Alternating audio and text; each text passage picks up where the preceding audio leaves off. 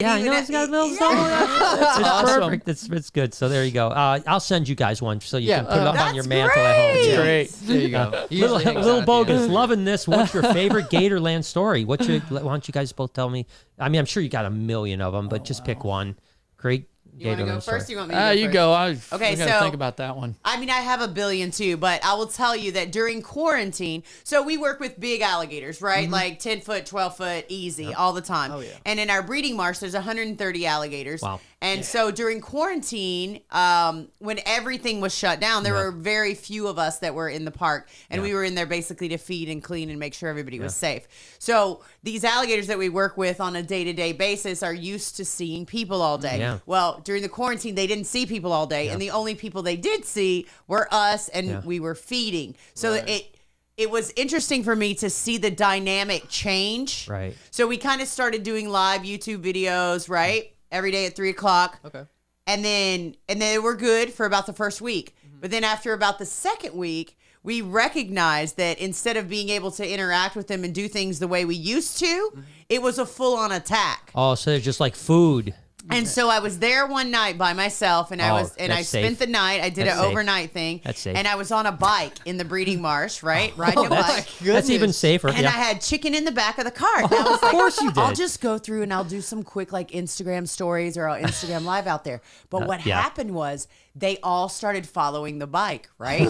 So I'm riding the bike and I would stop and they would all be behind me. And it was every single alligator in the breeding marsh, all 130 of them, chasing me Oh on my this gosh. bicycle. There's no way to film it. I didn't have a if you drone. could have filmed it would have been. If I would have had a drone, Oh it my would have been gosh. the scariest thing anyone had ever seen in that their would have entire been a life. 200 million view video. Like awesome. all of my friend alligators were all, they completely changed into, oh, today we got her. We're going to eat her. She's here by herself. We don't hear anybody else. We got her. That's great. great. That's awesome. fantastic. That was scary. That is- It was terrifying. We need to And- replicate it, Oh but my film it gosh. this time. But it is interesting you say that, because we had the same thing, not the same thing, but we had a similar thing with the Reptarium, where the animals, after a period of time, because we were shut for almost 4 months, changed their personality. Yeah. And it went to the point where instead of 9 out of 10 times we open the cage, they come out, it's every time they get fed.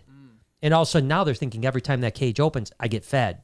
They're no longer want to get handled. Right. They're like, and so I always tell people, the people that come in that hold our animals are doing our job. Yes. Because they're keeping them tame. Whereas when it was just us, we didn't have time to hold everything every day. And so the same thing. It's weird how quickly they can change. Yeah. And it took probably, I'm interested with you, how long did it take for your alligators to go back to normal? So how long were we closed for, Mike? 9 weeks. We're closed for 9 weeks. So it took about 2 weeks for them to be like straight feral again. Okay. And then I'm not sure how long it took for them to get back to normal. Probably about a month, because It was we a weren't. while though. Yeah, we weren't doing big crowds for that first month that we reopened, and then as the crowds increased, and it almost like there was a panic in the alligators' mind, that because the people there are food, Right, they yeah. get to feed them, they buy food, and they feed the alligators. Well, when we didn't have guests, they saw Savannah on the bike, and they're like, "That's our only shot at food." Yeah. Yeah. It's wild. So then when the guests started coming back in, I think it took about a month for that to subside. Yeah. Same here. It took us about 2 or 3 weeks before our animal, like even Perdita, my retic, who's so tame, it took about 2 weeks before I felt comfortable like putting it around a kid's neck. You know what I mean? Oh, like, I bet. I mean, just that first couple weeks, we had to be really careful. We weren't as liberal with what we were doing. And then within about 2 weeks, 3 weeks, they went right back to normal. But it was interesting that first day we were open, I was surprised at how different everything was. I was like, oh, wait a second here. Something has changed. Yep. This isn't the same, so it's wild. But, Yeah, it's strange when like it would be like if you had a dog your whole life and then all of a sudden your dog started giving you the side eye like I might eat him. I might. That happened with Kramer when he got old and senile. Yeah, my rat terrier Yeah. did that. Yeah, I could eat everybody. Becky threw $5 just for love. So Thank you, Becky. my buddy Matt from Sassleback Reptiles. I can't wait to get back to Gatorland and hang out with you guys again. It's been so much fun when I was there with Brian last time. Matt came with us. It was about a year and a half ago. We came and he came with us and had a great time. So Oh, yeah. And Matt's worked at various zoos. zoos like Reptiland, and he's worked at the Mystic Aquarium up in outside of New York City and stuff like that. So he's a great guy too. So Silver Cash came back, said had to scrub tubs and sell some rats. Almost didn't get off to watch tonight. Silver Cash always in town. He breeds rats and he scrubs tubs. Obviously, he also makes pizza. Yeah, so he's a that's good true. guy. Let's see. Will a juvenile gator go off food in the winter? My gator named Chubbs, as you can imagine, will stop eating and will pick back up in the spring. It's climate controlled area. This is the second year he's done it. Yeah. Yeah, it happens. They know what time of year it is. Yeah. And yeah. it's also, I mean, I don't know where that person lives, but also what we notice is like right now it's getting into breeding season, right? So the alligators are way more interested in ladies than they are interested in eating. Right. So the big boys, the big males, Right. the big bull alligators, they don't come to the feedings as much as they used to because they're very busy protecting their space. Oh, okay. One of my favorite alligators, his name is Jaws. He's very old, but he likes to fight. Like, the majority of the year, right? okay. So the other day I saw him bellow for the first time and I was really excited and I was trying to film it and I was like, oh my God, Jaws is bellowing. That's so great. And he's older, maybe 60 years old. Well, he was bellowing in the wrong spot and I didn't recognize it. And of course, there's nothing I can do because I'm not going to swim across 130 alligators. Right. And the big boy, Lamar, came around the corner because he heard him and like smacked him in the head, right? Wow. And he hasn't been the same since. Like he's okay. He He still just eats. went like, he's I just got beat up. Yeah. I'm gonna kind of chill for a while. Yeah, the old man got beat up by the young buck, and now he's like, oh crap. Yeah, took his mojo. Yeah, what's the big one that is like the bird path? Where your bird sanctuary area is. What's the Buddy? Buddy. Buddy. Oh, that thing is awesome, man. That is a big animal. Well, Buddy's being unseated right now too. Really? He's getting kicked out of his Yeah, he's place? having to fight a little harder these days than he's ever had to. Oh my gosh. There's two alligators, Bogey and Turnpike. Those are their names, and they're kind of pushing into his neighborhood. Wow, that's surprising because that's a giant Well, alligator. but these alligators were two rescued, right? So they're two wild alligators, and I don't know how they recognize that they're both wild. they're right? always But together. they're a tag Really? team. So they swim together, they feed together, and they're taking over Buddy's territory together. Wow. Now, would that be normal? That seems abnormal to me, but I'm not a gator expert. I mean, do they do that? I mean, they fight over territory, and usually size is a determining factor. But Yeah, I but- guess when they're to team ganging up, up, though? that's Yeah, I mean, that's crazy. It's unusual. That's like That's cool though. Yeah, it reminds But me. of that- everywhere you see them, they're always together. Yep. Normally, now Bogey is more powerful than Turnpike because Turnpike came to us without a foot. Okay. Right. So he's not quite as aggro as Bogey is. Right. But Bogey is gonna take over the whole breeding market. Yeah. Think so? Yeah. Yeah, Holy yeah. cow. He's that's his personality. Really? Most of them find their area and they stay in it, but he goes from one side to the other, back and forth, patrolling. One of the things I find interesting is the breeding marsh is amazing, but you guys know each and every animal. I mean, that's It is how do a you? I lot. mean, that's crazy. Like there'll be like 20 alligators swimming. Like there's this Bing, and there's bing, that, bing. there's that, there's Yeah. that. And I'm like, well, they look like I mean, I love reptiles, and I still think they Right. look like alligators. How do you guys know them so much? I mean, is it just like? Well, I just mean, they working with every- participate in the feedings and in the vlogs and in all the filmings that we do.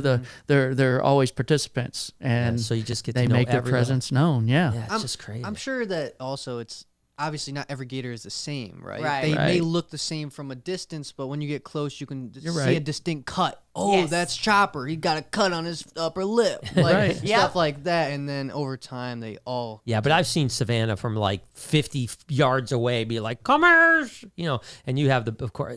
Okay, I gotta ask you, why are all alligator people loud? Is that? I mean, am I loud? You're not very Okay. loud. You're not very loud, but it seems like all the other Gatorland people Yeah, are super we're loud. loud. Well, I mean, yeah. Michael Brown. Michael's Yeah. loud. He's loud. Yeah. He may be louder than Savannah. I don't know that. Maybe it's a close race, we're gonna have but to bring the decibel meter out. Yeah. I know think it that. comes from Calling no, what's his name? Gator Joe. So the guy, know more about that than Yeah. I do. So Gator Joe Ernest, he raised all of our alligators. Really? He had helped start up Gatorland. He's passed now, but he worked there for 50 some years. Wow.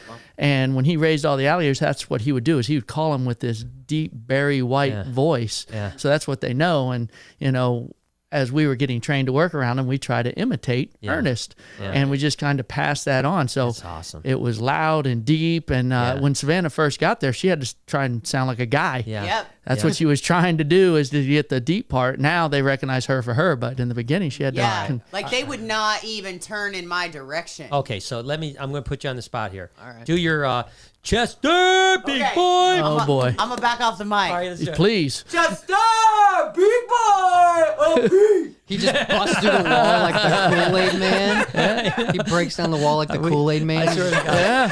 I swear to It God, works. When we It were down works. there, when we came with Miguel the one Yes, time, that was the so entire funny. rest of the trip, all we did was Chester, big boy. Look, I mean, the whole trip, all we did was do it. That's like That was a good one. the best, I tell you. All right, what do we got? We got Miss Tomsky's in the house. That's of course Lisa. Jade. Hey, Yeah, Lisa. hi, Brian. You're in good company with Magic Mike having your underwear on, and Savannah, the Gatorland goddess. Hi, Magic Mike, Noah, and Jay. That's Hey. awesome.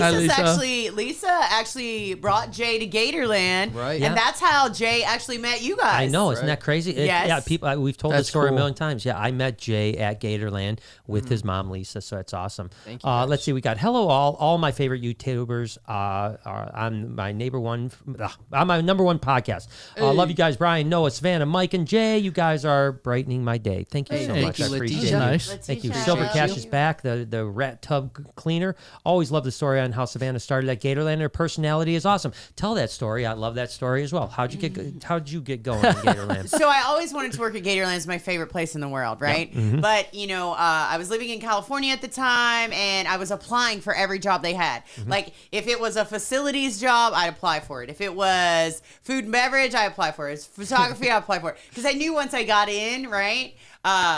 Once I got in there, I could like help show the world Gatorland, Yeah. right? Because Yeah. Gatorland has been amazing since its inception. Like Sure. I'm not adding anything new to that. I'm just showing how awesome Yeah. it is to the world. Yeah. Right, because it was already awesome, just nobody knew. And so for 7 years, I was applying. 7 years. Do you realize how long that is? 7 years. It is a long time. 7 years Yeah. for people to tell you no. Yeah, that's a long time. And then finally, I got my interview when I moved back to Florida, and it was with the CEO, Mike Heilman, and it was like going into court. Yeah. It was an interview that I had never seen before. You've hired a lot of people, I'm yeah, sure. and it was I was told that we're going to do an interview, And and then we're gonna tell her she doesn't have a job here. Yes, to we stop went up applying. at the round table, and she did her interview, and there was just a room full of us at the table, and I was like, oh, this is interesting. I didn't know this was going to happen. And Mark conducted the interview. He's our CEO. Yep.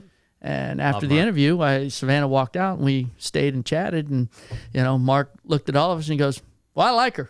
And everybody was, and especially Mike, was like, "Oh man!" I was like, no. I know What she's about going to this be working plan? with the animals. What happened to the what went wrong with the plan that she was not going to? You were telling her don't apply here anymore. Because what they didn't know was that I'm very passionate about Yeah, all you are. animals. Yeah, you are. Reptiles. What they didn't know was that, I know a lot about reticulated pythons. I've been friends with you for a long time. I had learned a lot about monitor lizards. They wanted monitor lizards. I had a croc monitor of my own. Like I had kept all these animals before. And so I do have a wealth of knowledge, even though like people don't recognize that, right? Like I helped raise retics and Burmese pythons yeah. and mangrove snakes and yeah. all kinds of animals for a very long time. Yeah, absolutely. And then, but nobody knew that because all they see is like, oh, who's this loud girl? And she just wants to come in here and do whatever. Yeah. But I really just love Gatorland. Like I would marry Gatorland if Gatorland said, can We're we going get on the right married?" path for that, Yeah. for sure. A couple of years. Well, you'll be able to RJ, marry. I think RJ today wanted to marry you I think so too. because he had his wee wee out.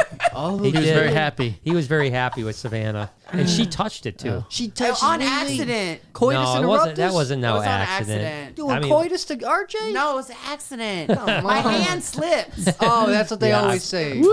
I've heard that before. I've heard that before. But that just, I think it is a great story because it's, I think in animals in particular, wildlife, whether it's conservation, zoos, whatever the case is, it's really difficult to get in. Your Right. foot in the door, and it shows the persistence you need to do that. And even if you were up against all the odds where it's like, we do not want this person to be hired by us. Which you is get the basically what it was. Yeah, you get the opportunity, and, as Eminem would say, right? You only get one shot. Do not miss your chance to blow. The opportunity comes once in a lifetime. lifetime. Yeah. There you go. No, thank you. We very much. passed 8 Mile. Yeah, we did. Yeah, I was exactly. like, what? We actually have a new kookaburra at Gatorland, I and love his name is kookaburras. Marshall. But the reason his name is Marshall is because after Marshall Mathers. Yeah. Because all our kookaburra does is talk smack. Like that's like Yep. no matter what, he's always talking God, smack. Like you that's can be awesome. like, We need "Hey one. Marshall, what's going on?" He'll be like, We'll rail this Damn, in. son. Can we rail this in?